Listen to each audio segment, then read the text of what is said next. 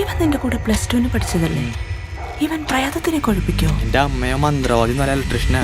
അവൻ കണ്ടറിഞ്ഞൂടെ? അയ്യേ എന്തായേ +2 കഴിഞ്ഞപ്പോ അവന്റെ വീട്ടുകാരി ഉന്തി നള്ളി 4-5 വർഷത്തെ കോഴ്സ് എടുപ്പിച്ചില്ലേ? അതാണ് അവൻ രക്ഷപ്പെട്ടു. ഇതുകൊണ്ടൊക്കെ എന്ത് ശമ്പളം കിട്ടാനാ? ശമ്പളമല്ലമ്മേ, ലാഭം. ഇനി പ്രകാശിക്കട്ടെ നിങ്ങളുടെ സ്വപ്നങ്ങൾ. വിക്ടറി ITI ഷൊർണൂർ അഡ്മിഷൻ ആരംഭിച്ചിരിക്കുന്നു.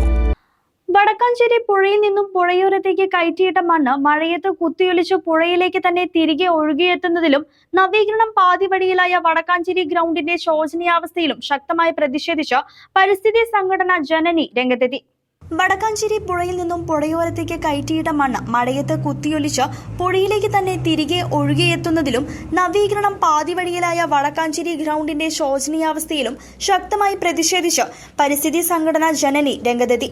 വടക്കാഞ്ചേരി പുഴയുടെ സംരക്ഷണത്തിനും പ്രളയം ഒഴിവാക്കാനും നിരന്തരമായി സമരങ്ങളും ഇടപെടലുകളും നടത്തിവരുന്ന സംഘടനയാണ് ജനനി. പുഴയോരത്ത് കൂട്ടിയിട്ടിരിക്കുന്ന മണ്ണ് അടിയന്തരമായി നീക്കം ചെയ്തില്ലെങ്കിൽ ജലസേചന വകുപ്പ് ഓഫീസ് പരിസരത്ത് ഉപവാസം സംഘടിപ്പിക്കുമെന്ന് ജനനി പ്രസിഡന്റ് വി അനിരുദ്ധൻ വ്യക്തമാക്കി.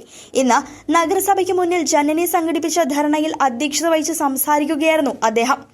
വടക്കാഞ്ചേരി MLAയുടെയും നഗരസഭാ ഭരണസമിതിയുടെയും ദുർവാശി ഒന്നുകൊണ്ട് മാത്രമാണ് ഗ്രൗണ്ട് ചളിക്കുളമായി കിടക്കാൻ കാരണമെന്ന് ധർണ ഉദ്ഘാടനം ചെയ്ത യൂത്ത് കോൺഗ്രസ് ദേശീയ സെക്രട്ടറിയും കൌൺസിലറുമായ PN വൈശാഖ് ആരോപിച്ചു. സ്കൂള് ഗ്രൗണ്ട് എന്ന് പറയുന്നത് ഞങ്ങളൊക്കെ കളിച്ചു വളർന്ന ഗ്രൗണ്ട്. ഒരുപാട് സമ്മർ ക്യാമ്പുകൾ, കോച്ചിങ് ക്യാമ്പുകൾ, സ്ഥിരമായി ക്രിക്കറ്റ് കോച്ചിങ് നടന്നിരുന്ന ഒരു ഗ്രൗണ്ട്. സ്ഥിരമായി പോലീസ് ട്രെയിനിങ്ങിന് പോകുന്ന ആളുകൾ അവർ ഓടാനും അവർക്ക് ട്രെയിനിങ്ങും ഒക്കെ നടന്നിരുന്ന ഗ്രൗണ്ട്. ഇന്ന് ആ ഗ്രൗണ്ടിൻ്റെ സ്ഥിതി എന്താ? ചെളി പിളിയായി അവിടെ മുഴുവൻ പുഴയിൽ നിന്ന് കയറ്റിയ മണ്ണ് ഡംപ് ചെയ്യാനുള്ള യാർഡായി വടക്കാഞ്ചേരി ബോയ്സ് സ്കൂൾ ഗ്രൗണ്ടിനെ ഉപയോഗപ്പെടുത്തിയിരിക്കുകയാണ്. വടക്കാഞ്ചേരി ബോയ്സ് സ്കൂളിൻ്റെ ഏറ്റവും വലിയ തണല് എന്ന് പറയുന്നത് ഈ വലിയ ഗ്രൗണ്ട് തന്നെയാണ്. കാരണം ആ ഗ്രൗണ്ട് നാച്ചുറൽ ഗ്രാസാണ്.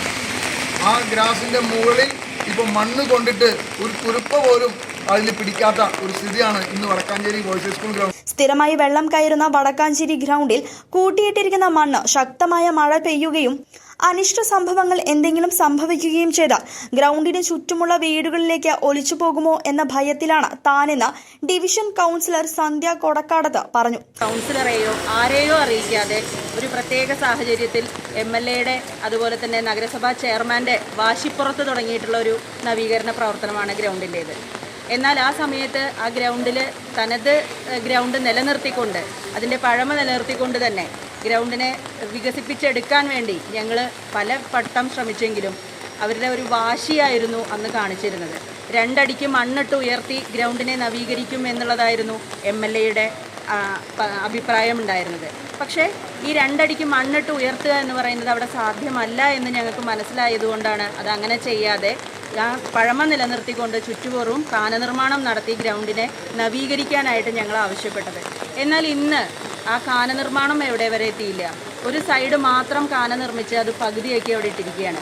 ഈ പുഴയിൽ നിന്ന് കയറ്റിയിട്ടുള്ള മണ്ണ് മുഴുവൻ ഗ്രൗണ്ടിൽ കുമിഞ്ഞുകൂടി കിടക്കുകയാണ്. ഒരു മഴ പെയ്തു കഴിഞ്ഞാൽ ഗ്രൗണ്ടിൽ വെള്ളം സ്ഥിരമായി കയറുന്ന ഒരു സ്ഥലമാണ് വടക്കാഞ്ചേരി ബോയ്സ് സ്കൂൾ ഗ്രൗണ്ട്. പുഴയിലെ മണ്ണ് കൃത്യസമയത്ത് നീക്കം ചെയ്യാൻ ഞങ്ങൾ ആവുന്നത്ര ആവശ്യപ്പെട്ടിട്ടും അത് ചെയ്തില്ല. അവസാനം മഴ വന്ന സമയത്താണ് ഹിറ്റാച്ചി കൊണ്ടുവന്ന് പുഴയിൽ നിന്ന് മണ്ണ് കയറ്റിയിടാനുള്ള പ്രവൃത്തി. അതും അതിൻ്റെ സൈഡിൽ കയറ്റിയിട്ട് വീണ്ടും മഴ പെയ്തപ്പോൾ ആ പുഴയിലേക്ക് തന്നെ ഒലിച്ചു പോകുന്നൊരവസ്ഥയാണ്.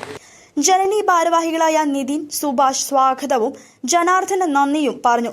പുഴയുടെയും ഗ്രൗണ്ടിന്റെയും വിഷയത്തിൽ അധികൃതർ അടിയന്തരമായി ഇടപെട്ടില്ലെങ്കിൽ ശക്തമായ പ്രക്ഷോഭ പരിപാടികളുമായി മുന്നോട്ടു പോകാനാണ് പരിസ്ഥിതി സംഘടനയായ ജനനിയുടെ തീരുമാനം. അടക്കമുള്ള മണ്ണായിരിക്കും എല്ലാവരുടെയും വീട്ടിലേക്ക് വരിക.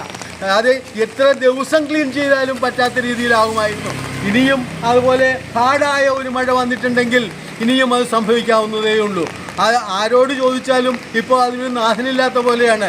മുനിസിപ്പാലിറ്റിയോട് ബന്ധപ്പെട്ടാൽ പറയും മുനിസിപ്പാലിറ്റി ഫണ്ട് കയ്യിരുത്തിയിട്ടുണ്ട്, അവിടെ ചാലുണ്ടാക്കണം, വെള്ളം ഒഴുകിപ്പോകാനുള്ള അവസ്ഥ ഉണ്ടാക്കിയിട്ടുണ്ട്, കോൺട്രാക്ട് ചെയ്യാനിട്ടാണെന്ന് പറയും. കോൺട്രാക്ടോട് ചോദിച്ചാൽ പറയും അവിടെ മുനിസിപ്പാലിറ്റി ആ വെള്ളം ഒഴുകിപ്പോകാനുള്ള സംവിധാനം, ചാല് നേരെയാക്കി വെള്ളം ഒഴുകിപ്പോകാനുള്ള സംവിധാനം ഉണ്ടാക്കാതെ എനിക്കവിടെ ഒന്നും ചെയ്യാൻ പറ്റില്ല.